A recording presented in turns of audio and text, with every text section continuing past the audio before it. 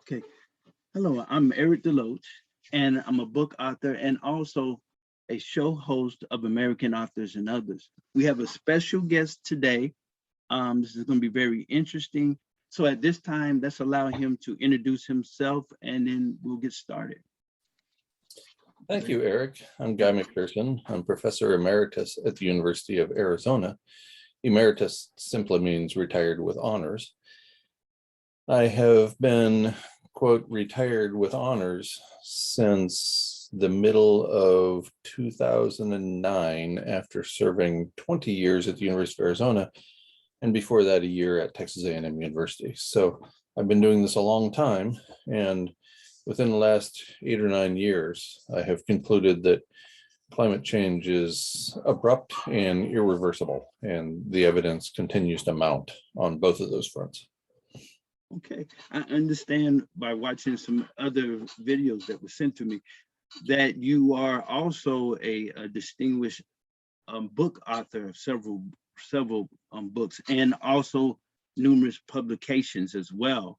Do you want to talk about, I think you have a current book that's out, or do you want to talk about a few of the books, but I guess we'll start with the current book. Yeah, I'm not even sure what the latest book is. I think it's the second edition of a book I originally wrote in about 2000, between 2000 and 2002. I wrote a book called Killing the Natives: Has the American Dream Become a Nightmare?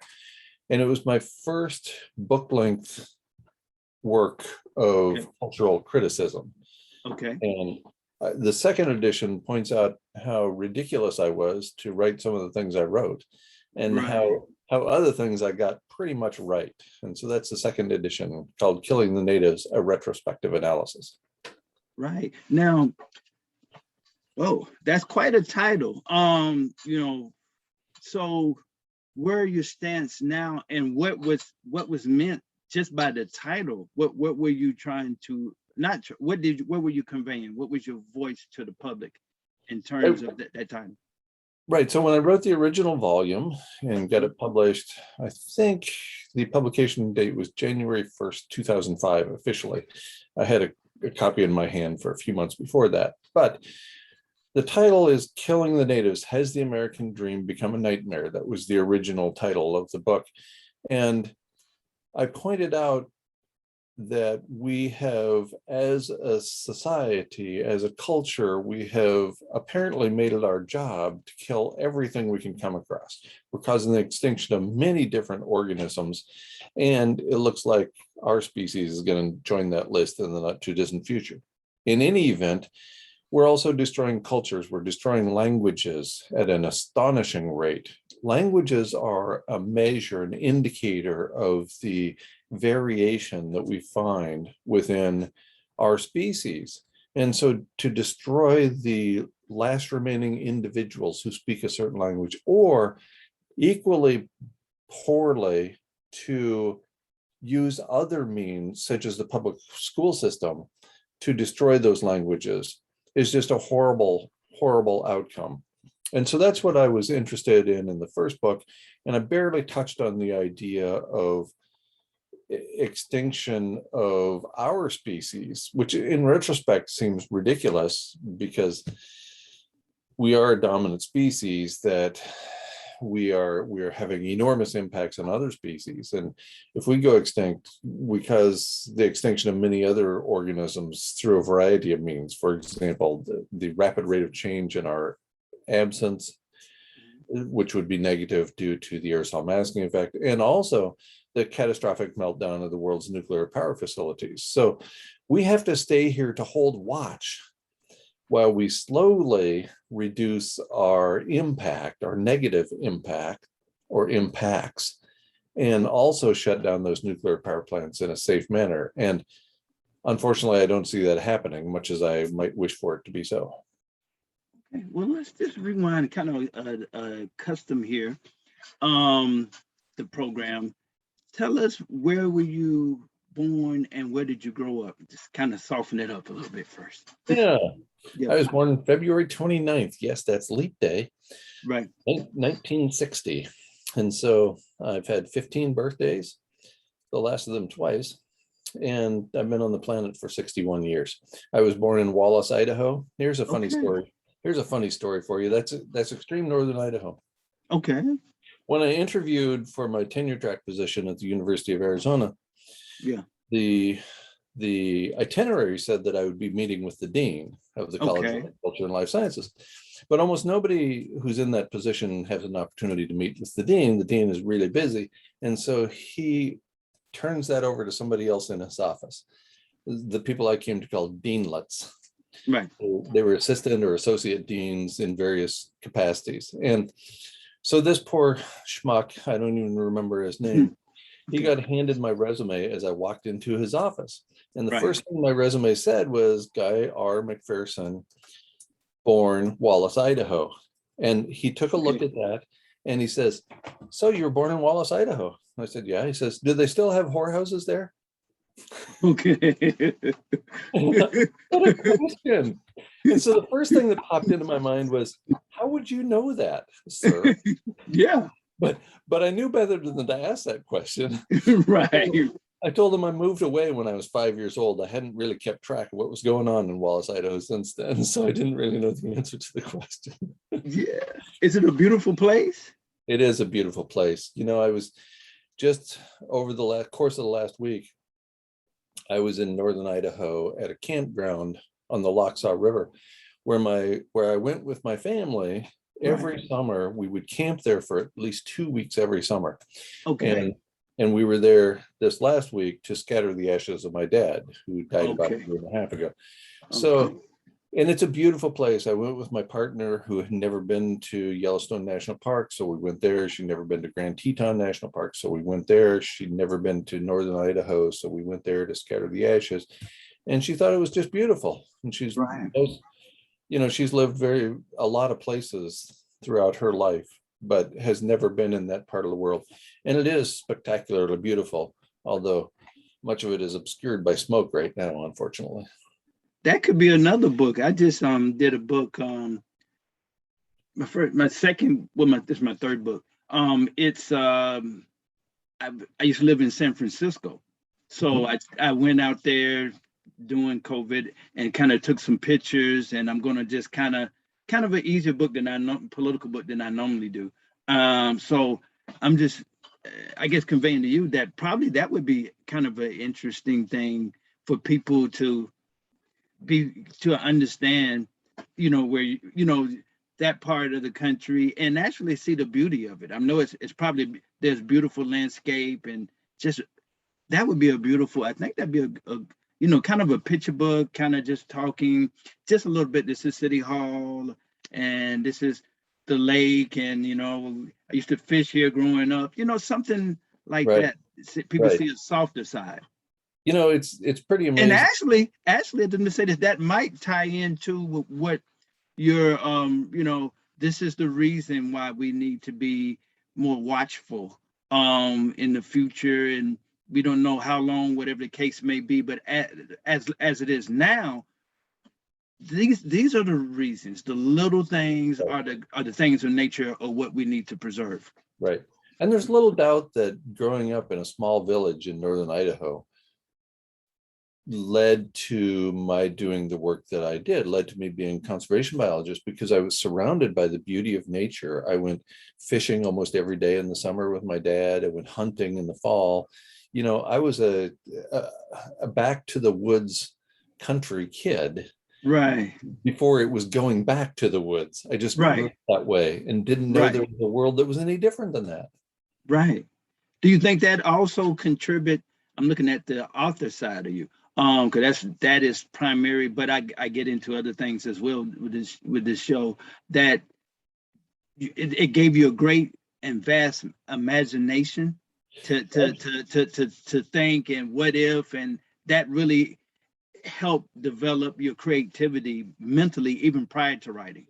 Absolutely. And my parents were educators. My dad was a 5th grade teacher at heart, and then he became a principal and then a superintendent and a representative for the state of Idaho for the National Superintendents Organization and so on. So he was a lifetime educator, as was my mom. And so there's little question that their influence led to my seeking higher education beyond a bachelor's degree. And then the natural outcome of that, of becoming a scholar myself, was that I turned to university life. Yes, absolutely. Did you have And any brothers or sisters? yeah, my brother is a professor emeritus as well of mass communications from a small liberal arts college in Washington State. Yeah. And my sister worked as a counselor in the public school system for Right. her entire career, basically. So Right. despite hearing almost every day from both of my parents, don't ever become a teacher, don't ever become an educator, it doesn't pay, it's a Right.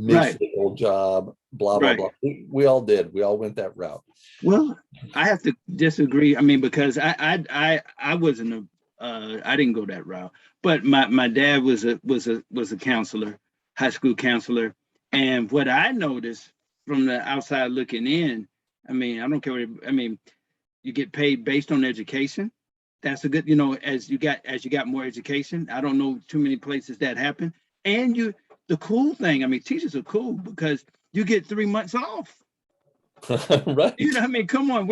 And you know what I mean? You get 3 months off. You get all the holidays. You get all the you get all the holidays. You get great health care. It's really a noble profession, and you're shaping the minds of the next generation. So I mean, I think hats off. I think people they don't really know the greatness of at whatever level, elementary, middle school, high Right. school, college, whatever. It's a noble, and it's a profession that allows you to write a book and to travel and to think. My background is accounting and finance, and dealing with corporate America, you don't get a chance to think, and you get caught up in society, and that is just the way it is. So you don't really get a chance to sit back and say, look,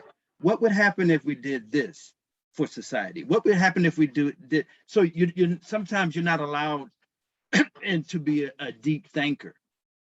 You're absolutely right.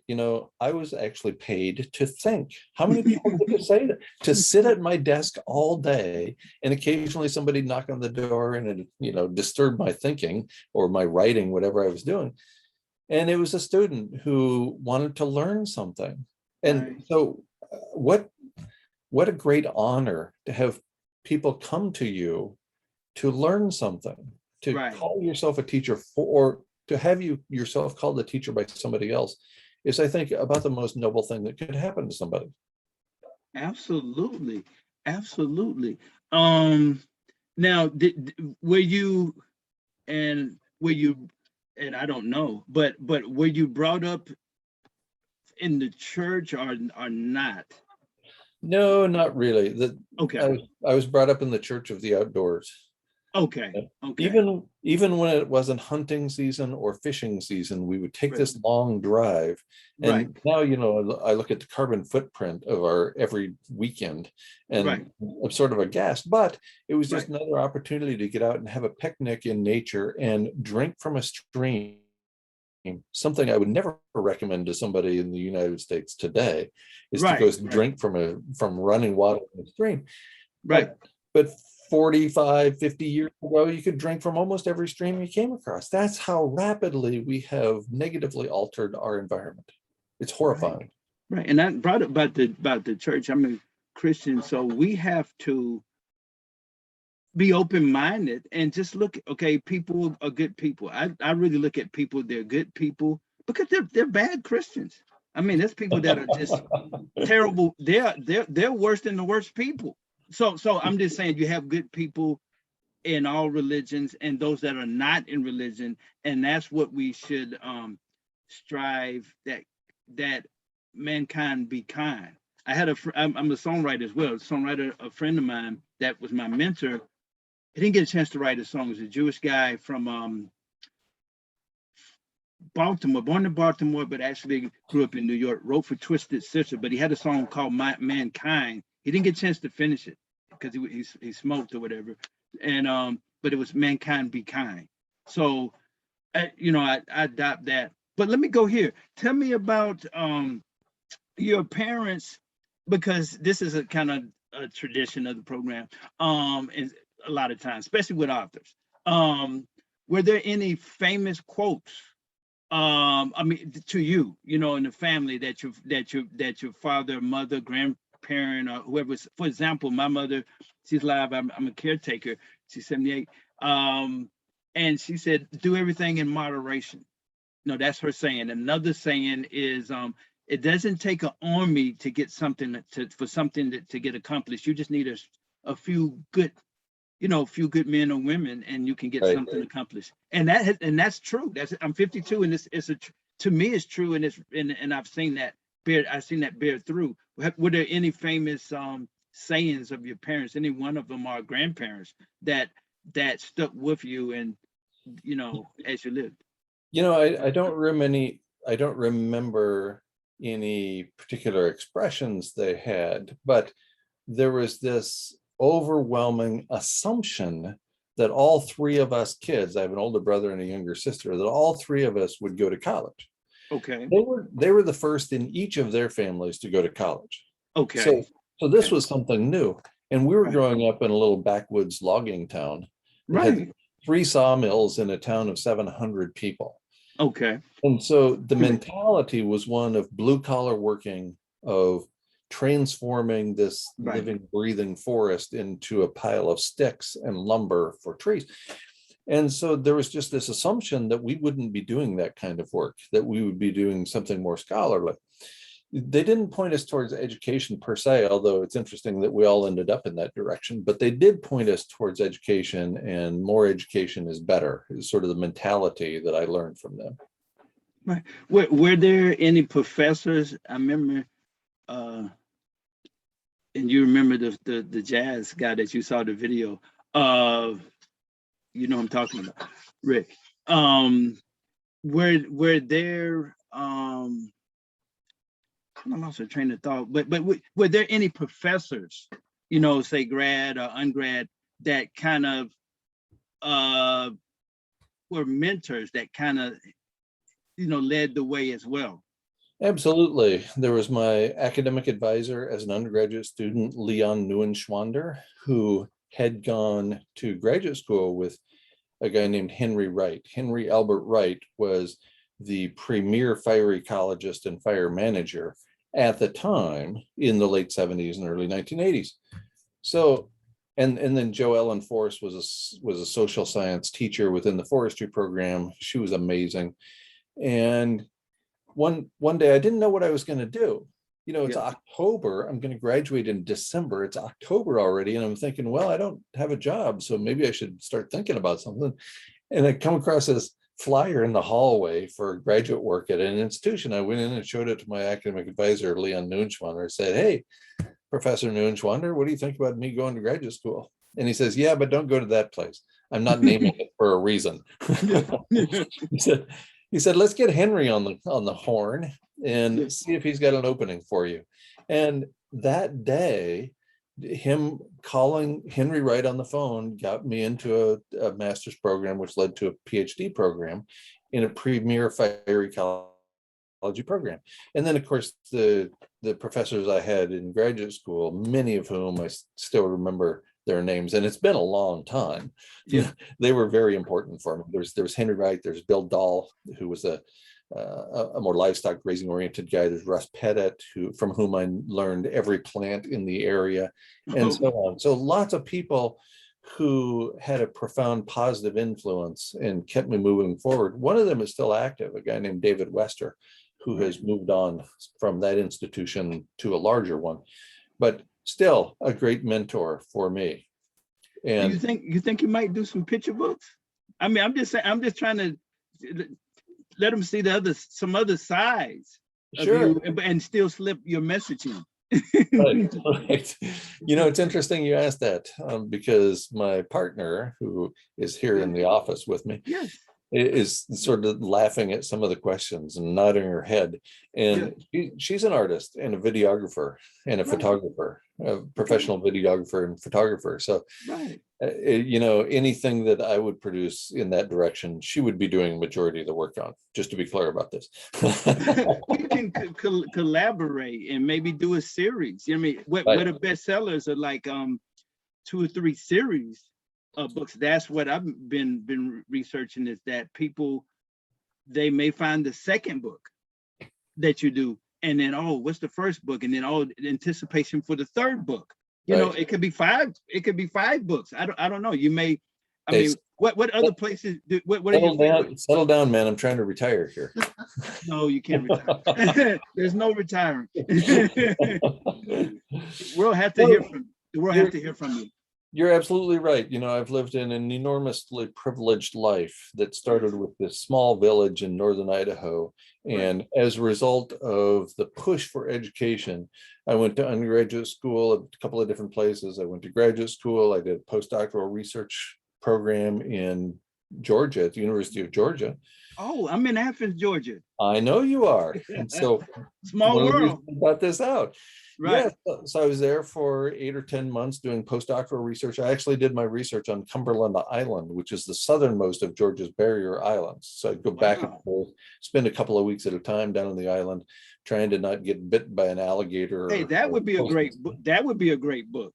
And so book or something about that. That just totally hit me. Like, I would be definitely interested in buying that book. Right. And so there's all these pieces of my life, right? There's this undergraduate part, there's this graduate student part, there's this postdoctoral research, there's the career as an academic. And there's a lot of, I spend an enormous amount of time doing field research. And so the places I've seen are just spectacular. I'd love to go to all those places and take some pictures. Yeah. In fact, I'll catch up to you later. I got to go take pictures, man. Well, we won't keep you so long, but you know, keep you. I know it's still, you know, Labor Day. Ironically, we're talking Labor Day. Let me just say this. I think that I liken society to, in the Bible, to, I would say, the Egyptians when they had control of the Jews, and the Jews left, and the word would be the Egyptians had to hit the wall. You know, I mean, if you believe in the story or not, they drowned into the sea, chasing after the Israelites. I don't hope that for our country or for our world. I just think that a lot of people in power, I think we have enough good-spirited people in certain positions, and I think the public will eventually understand that we're going to have to be better with the climate. I think it's going, and we're coming now with the electric car. Is that a good thing or that's a bad thing? Well, Tim Garrett is a professor at the University of Utah, and he has published at least 5 papers now clarifying the details between the original idea he had, which is a paper published in February 2011 in the journal Climatic Change, that civilization is a heat engine. Civilization itself, no matter how we operate, whether it's with electric cars, solar panels, whether it's wind power or wave turbines, whatever, civilization itself is the heat engine that we ought to be concerned about. I agree with you that there are some amazing people doing great work. Is it enough? Is it enough so that we can continue maintaining this set of living arrangements while also improving aspects of this set of living arrangements for people of color, for women, for example? The misogyny in this set of living arrangements is similar to that in every other civilization that preceded ours. You know, the misogyny and the racism, the economic disparity, we need to address all of those factors, or we can't claim that we're improving anything, in my opinion. I think, and I wrote a book, you may want to check it out, Trump, the Colossal Poison. That'd be an interesting book for you to check out. The first book I wrote. But the second book I wrote is America, We Have Won. I had to kind of soften it up because, you know, people take their sides. Kind of a moderate, a progressive moderate. But I believe that that time, you may not think we don't have time, but I think that we do have time. You may, I subscribe to God in the Bible. Other people may subscribe to a force or another power if they don't subscribe to God, that will, I consider like the equalizer, you know, that eventually, and I was talking about the Egyptians, that they hit the wall, they went into, I think that it will get to some point, and there may be some lives lost to the pollution, but I think that eventually that they will see things the way that you are prescribing, and those that are deep thinkers, that we're going to, there has to be a better balance between industry and nature. And we're going to, we have the creative, I mean, United States of all places, we have the creative capacity in other modern countries, and people that are coming from second and third world countries that are brilliant, that we can find ways of creating products that can do justice to not only humankind, but also to the various species that are out there. I think there will be some lives lost, species that will go, and there will be humans that, and you know, from the simple thing as my songwriter friend, from smoking, from doing, just from a bad climate at some point. But I still have faith that we're going to push through. And I would just urge you, somebody that's a deep thinker and a writer, and you know, to continue pushing and continue believing. And you may think that we're going to stink around the curve. Maybe we will. But if we don't, you're still alive. Oh my God, you're still alive, and still push that there can be a fine balance between industry and between the sciences and nature. Right. I've never suggested giving up, whatever that Right. might mean. Right. And instead, my work has inspired the project by Dr. Ye Tao at Harvard's Roland Institute called the Mirror Reflection Program. Right. And you can find it at mirrorreflection.com. And mirror in this case is spelled MEER, because Right. it's an acronym, mirrors that can be used to balance Earth's energy. Right. And so I'm not suggesting giving up. Instead, I'm suggesting that we, each of us, live in the way that we know is right. Right. That we act towards other people in a manner that is consistent with your belief system and also with mine. Right. And that we strive always to ensure a better future for those around us and also for the living planet. Right. There are many different ways to do that. I think that the mirror reflection framework is the only way that can reduce planetary temperature and get us away from this scalding hot cauldron that we are just about to dive into.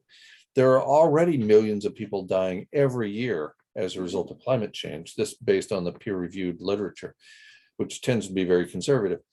So we already are in a very dire situation. How do we get out of it? What kinds of steps do we take along the way?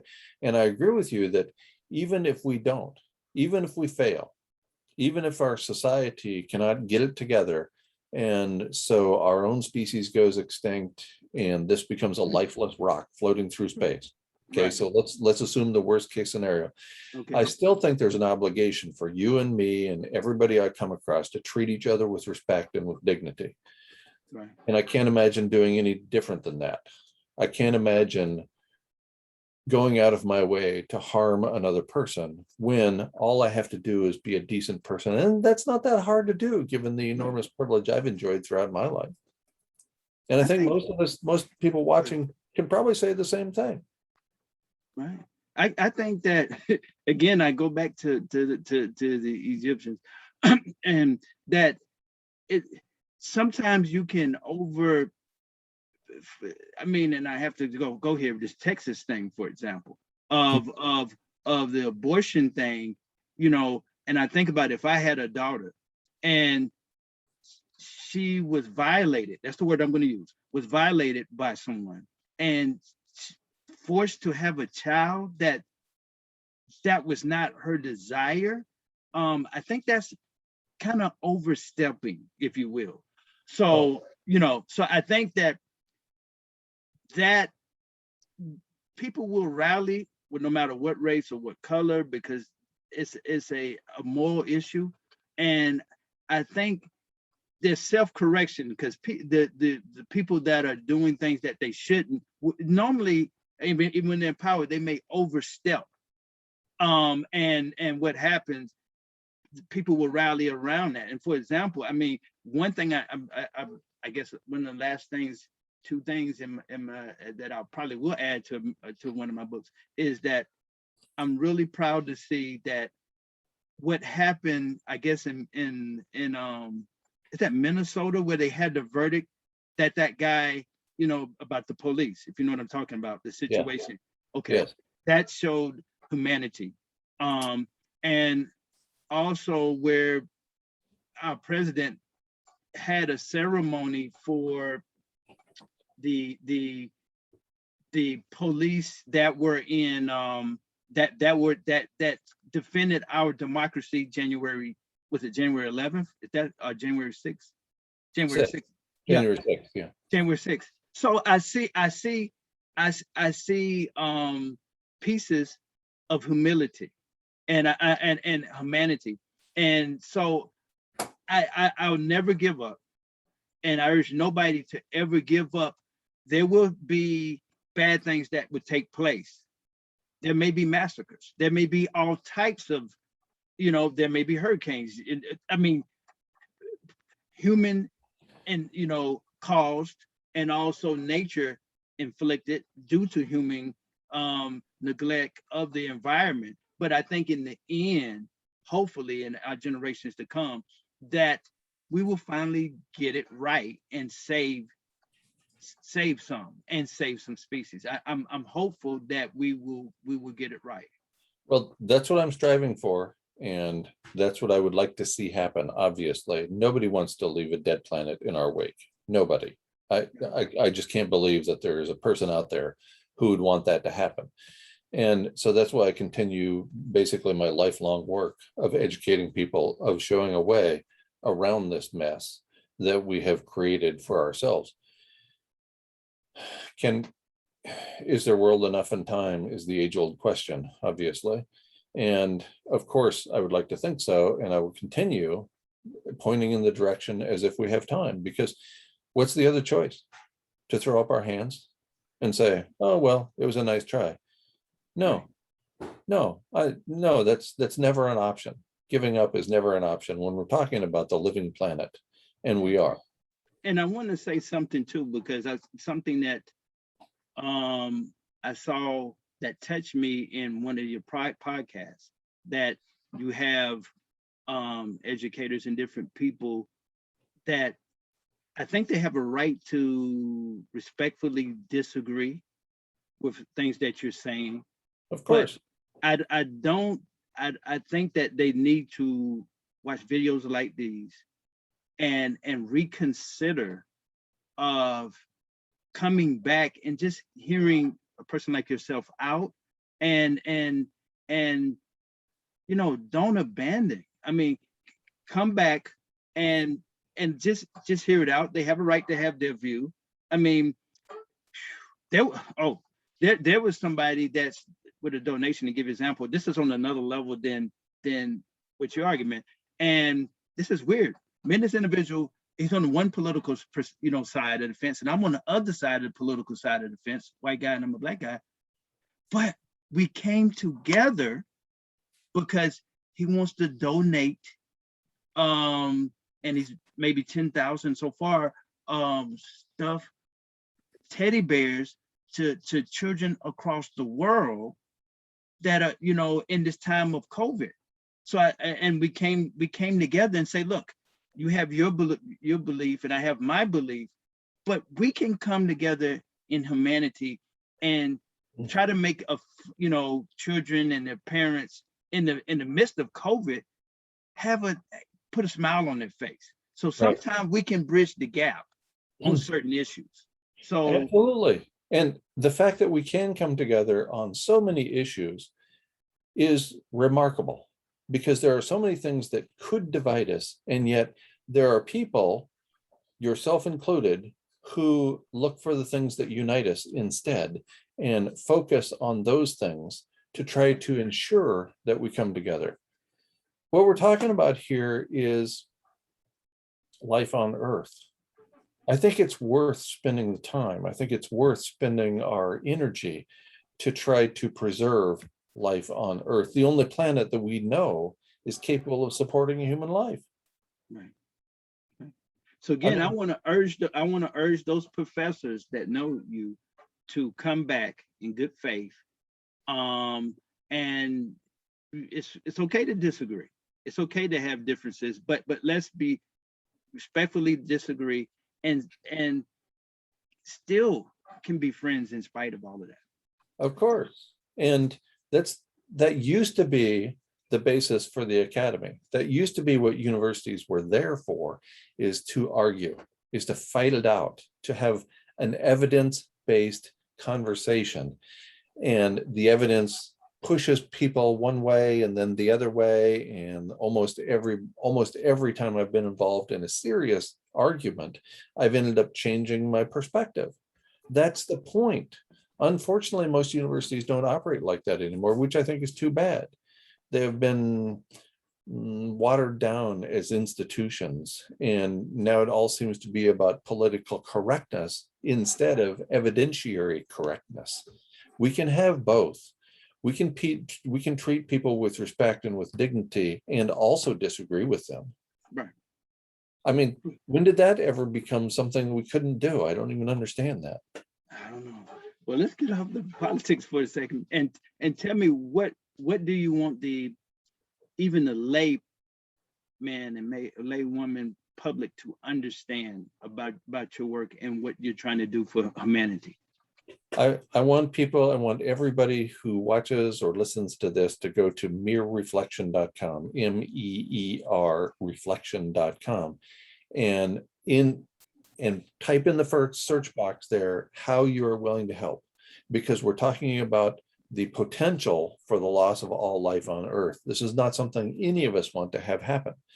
How can you help avoid that potential future? That's what I'm looking for. That's all I'm looking for. The fact that I don't make any money at it is completely irrelevant. Money doesn't mean anything on a dead planet. It doesn't matter who has the most money when the planet is dead, when it's a rock floating through space. What I want people to understand is we are so close to losing habitat for all life on Earth that nothing else really matters. Of course, that's an overstatement. Of course, things matter. At the level of your community, we all ought to be doing things to overcome racism and misogyny and monetary disparity. Those are the kinds of things that afflict every community, and we all should be working to overcome those.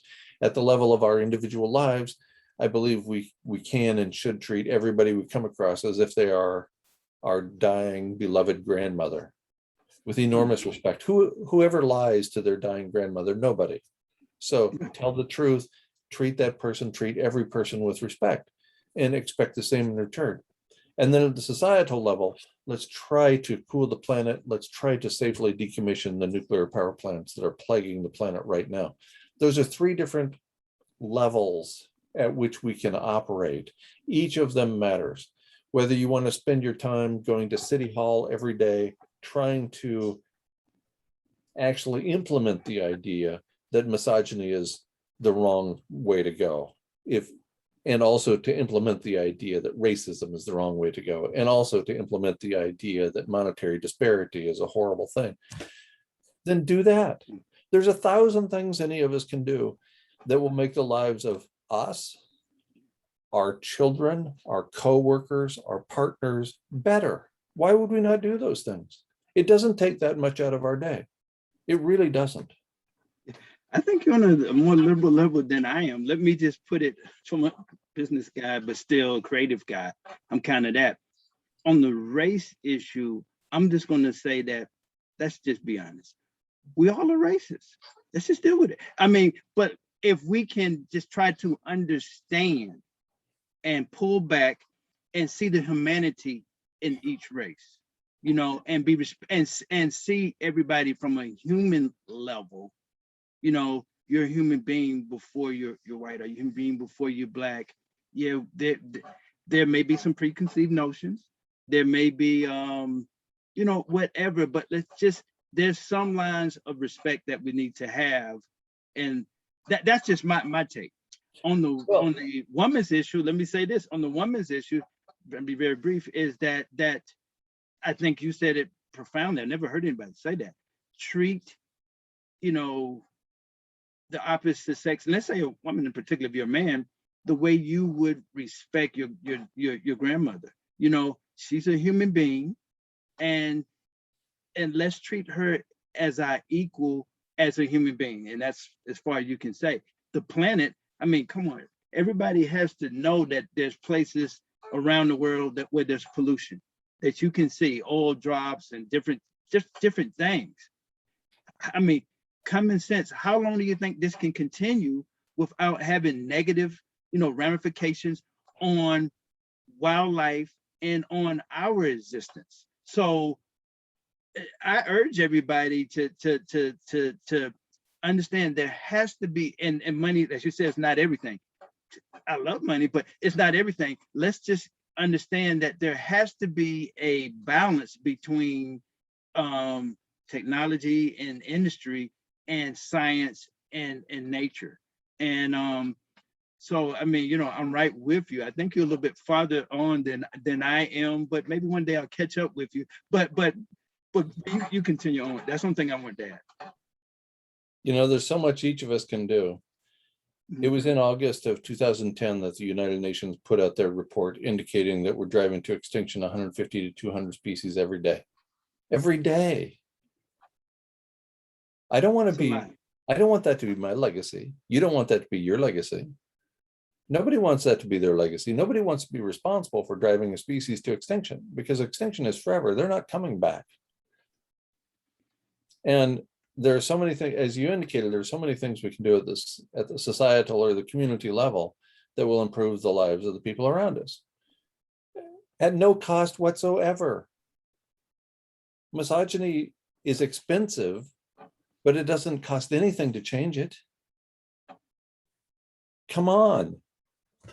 The same with racism. Right. You know, that doesn't, for me to change my behaviors towards other people doesn't cost me a dime. Right. And it actually improves the lives of the people around me. Why would I not do that? Yet so many people are afflicted by hubris and have too little humility.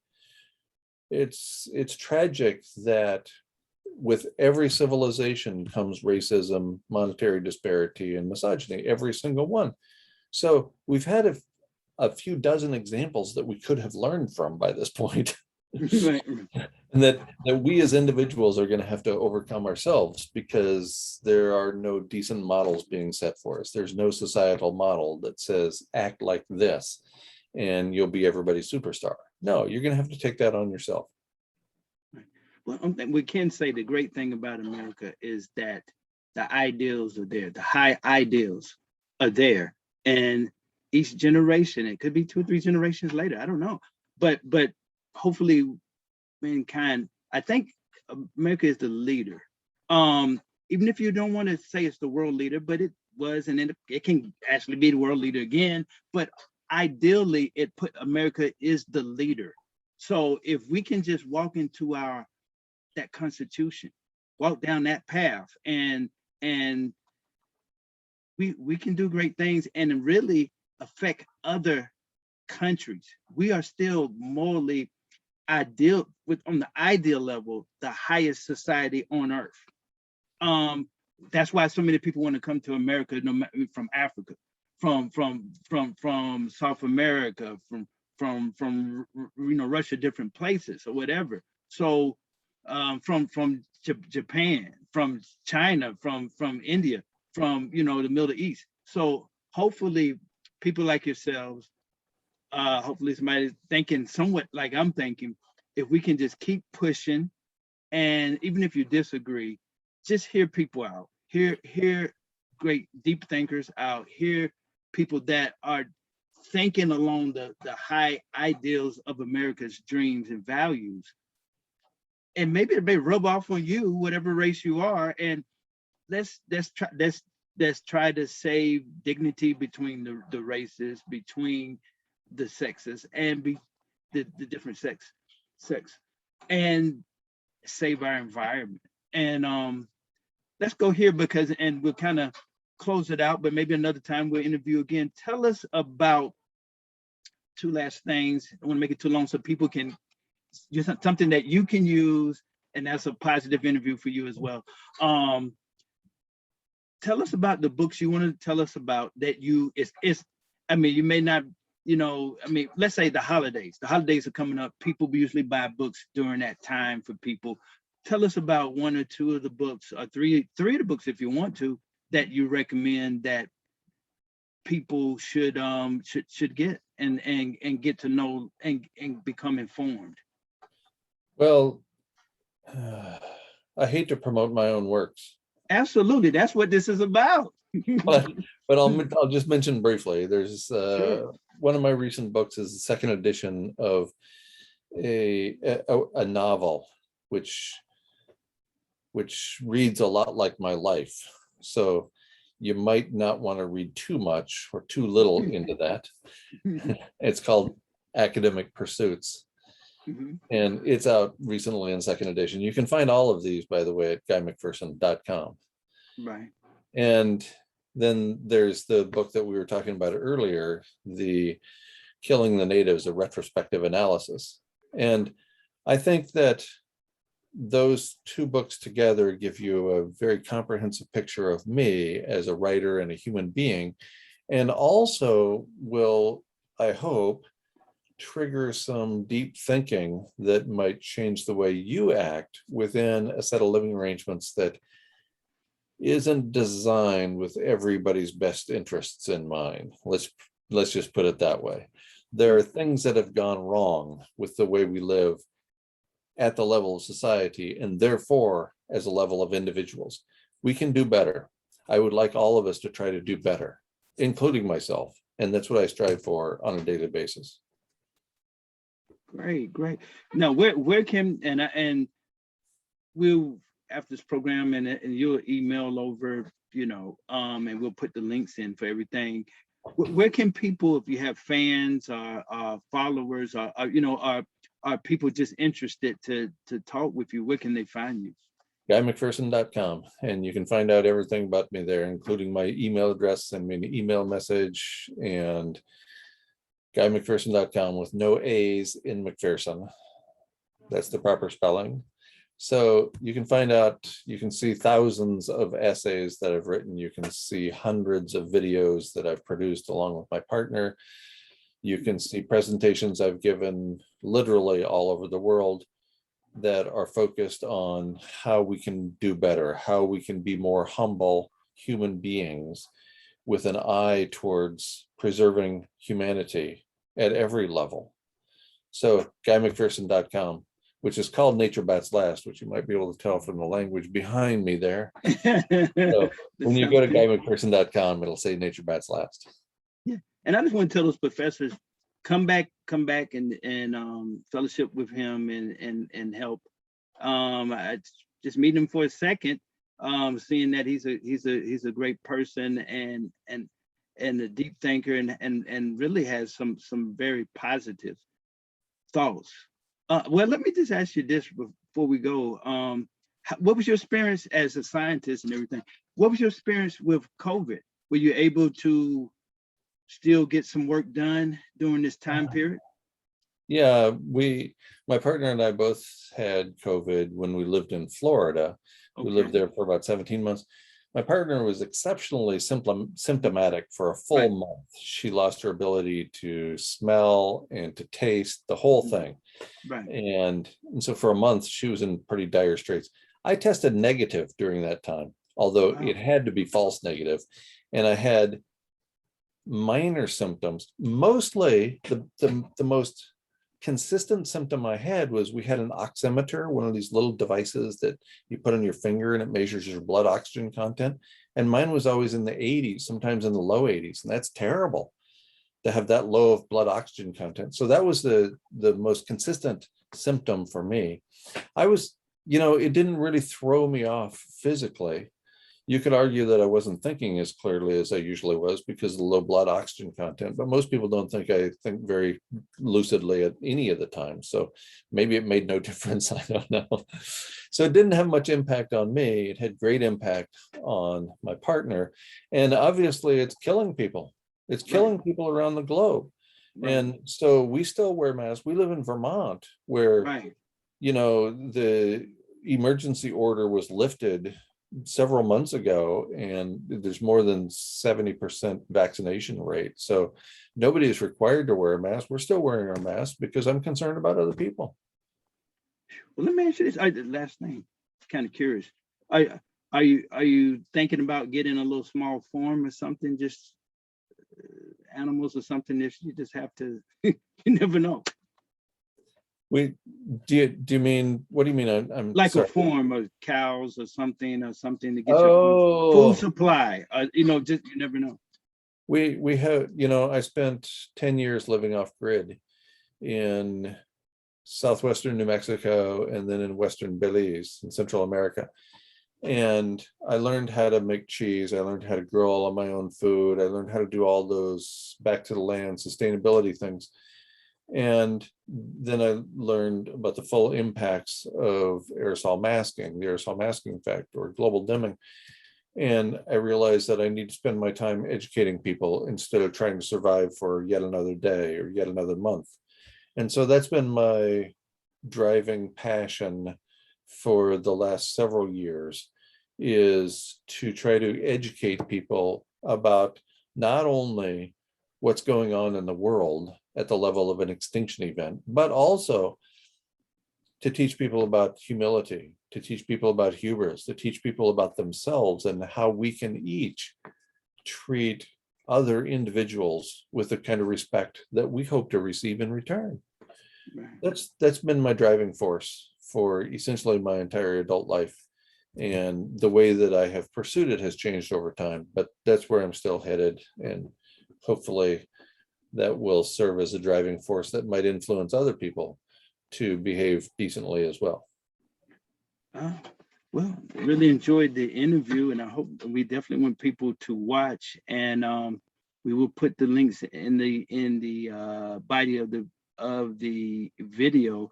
And I definitely encourage people to go to his website. We'll put that link in and get some of the material, read some of the material, and become familiar with this distinguished individual. Thank you for your time, sir, and much success in all your endeavors. Thank you, Eric. I greatly appreciate it. It's been a great opportunity to chat. And you just hold for a second, and say to the audience, definitely again, I guess keep going. Just go to his website when we put it down, and go get the materials. It's the holidays, and you need something good to read, and it's probably entertaining and informative, and learn, and let's just make it the world a better place as much as we can. What better driving force could there be than each of us trying to make the world a better place, even if it is only within the small circle of our families and friends? That still is worthy, is it not? It is for me. Absolutely. Well said. Well said. And thank you, people. Check out his material, get his material, and subscribe, like, and share this video and get it out to the public. Thank you. Okay. Thank you. You're welcome. Yes, sir. Okay, 1 second.